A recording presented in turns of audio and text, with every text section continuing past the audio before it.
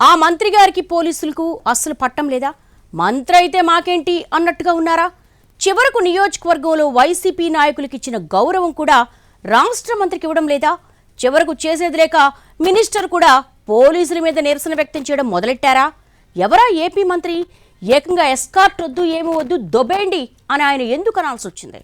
Palakollu assembly నియోజకవర్గం వరుసగా మూడోసారి ఇక్కడి నుంచి ఎమ్మెల్యేగా ఎన్నికయ్యారు మంత్రి నిమ్మల రామానాయుడు. మినిస్టర్గా రాష్ట్ర స్థాయిలో హవా నడిపిస్తున్న సొంత సెగ్మెంట్లో మాత్రం ఇంట్లో ఈగల మోత అన్నట్టుగా తయారైందంట ఆయన పరిస్థితి. ఆయనకేమైంది? ముచ్చటగా 3 సార్లు జనం గెలిపించారు, క్షణం తీరిక లేకుండా కష్టపడుతున్నారన్న పేరుంది. ఇప్పుడు కొత్తగా ఆయనకేం కష్టం వచ్చి పడిందన్న డౌట్ రావడం కామన్.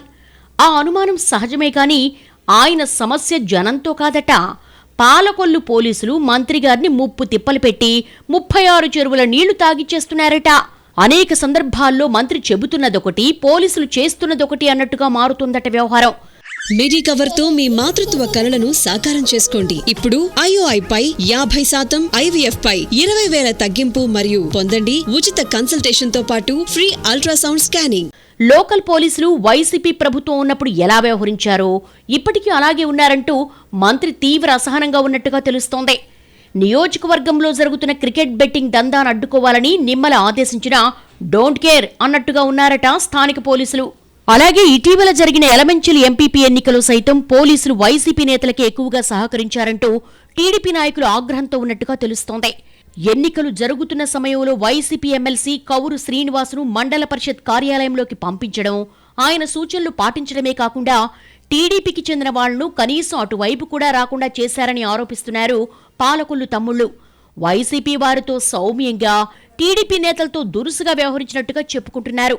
అదంతా ఒక ఎత్తైతే అసలు నియోజకవర్గంలో పలు అభివృద్ధి పనుల కోసం మంత్రిని తీసుకెళ్లే టైంలో మంత్రి ఎస్కార్టును కూడా పక్కదారి పట్టిస్తున్నారట లోకల్ పోలీసులు. దాన్ని వదిలేసి అసలు ఆహ్వానం లేని కార్యక్రమాల వైపు తీసుకెళ్లి చివరి నిమిషంలో కాన్వాయ్ను వెనక్కు తిప్పారట. కనీసం రూట్ మ్యాప్ కూడా లేకుండా మంత్రిని రోడ్ల వెంబడి తిప్పడంతో ఆయన బాగా సీరియస్ అయినట్టుగా తెలిసిందే. ఇక అప్పట్నుంచి లోకల్ పోలీస్ ఎస్కార్టు వాహనాలు తనతో ఉండకూడదని ఆదేశించారట ఆయన. వాళ్లు లేకుండానే ఇప్పుడు మంత్రి పాలకొల్లులో తిరుగుతున్నట్టుగా చెప్పుకుంటున్నారు. వైసీపీ అధికారంలో ఉన్నప్పుడు ఎలాంటి ప్రోటోకాల్ లేకున్నా పాలకొల్లు వైసీపీ ఇన్ఛార్జికి పోలీసులు పైలట్ ఎస్కార్ట్ రెండూ ఇచ్చేవారని, ఇప్పుడు మాత్రం తాను మంత్రిగా ఉన్నప్పటికీ కనీసం రూట్ మ్యాప్ కూడా లేకుండా వ్యవహరిస్తున్నారంటూ అసంతృప్తి వ్యక్తం చేస్తున్నారట మంత్రి. మంత్రి పదే పదే ఆగ్రహం, అసహనం వ్యక్తం చేస్తున్నా స్థానిక పోలీసులో మార్పు ఎందుకు రావడం లేదో ఆ పెరుమాళ్లకే ఎరుక అంటున్నారు పరిశీలకులు. పైగా పాలకొల్లు నియోజకవర్గంలో పనిచేసే పోలీసులను ఏరికోరి ఎంపిక చేసుకున్నా వారి తీరులో మాత్రం మార్పు రాకపోవడానికి ఉన్నతాధికారుల ఆదేశాలే కారణమా అన్న గుసగుసలు సైతం వినిపిస్తున్నాయి. పై స్థాయిలో పోలీసు అధికారులు ఇప్పటికీ వైసీపీకి అనుకూలంగా వ్యవహరిస్తున్నారని, అందుకే ఆ ప్రభావం ఇక్కడ పడుతున్నట్టుగా చెప్పేసుకుంటున్నారు. స్థానిక పోలీసుల తీరుపై మంత్రి ఆగ్రహం వ్యక్తం చేయడంతో పాటు ఎస్కార్టును వద్దనడాన్ని సీరియస్గా తీసుకున్న ఉన్నతాధికారులు మంత్రితో మాట్లాడే ప్రయత్నం చేసినా అందుకైన ఒప్పుకోలేదని తెలిసిందే. దీంతో మ్యాటర్ సీరియస్గా ఉందని గ్రహించిన ఆఫీసర్స్ మంత్రిని ప్రసన్నం చేసుకునే పనిలో బిజీగా ఉన్నట్టుగా సమాచారం. ఇందులో భాగంగానే పాలకొల్లులో ఎప్పట్నుంచో బెట్టింగులు నిర్వహిస్తున్న కొంతమందిపై తాజాగా కేసులు బుక్ అయ్యాయంటున్నారు. కేసులైతే పెట్టారు గాని నిందితుల్ని మాత్రం అదుపులోకి తీసుకోలేదు.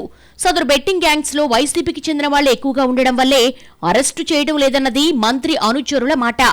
పాలకొల్లు పోలీసులు ఫైనల్ గా ఏం చేస్తారో చూడాలంటున్నారు పరిశీలకులు.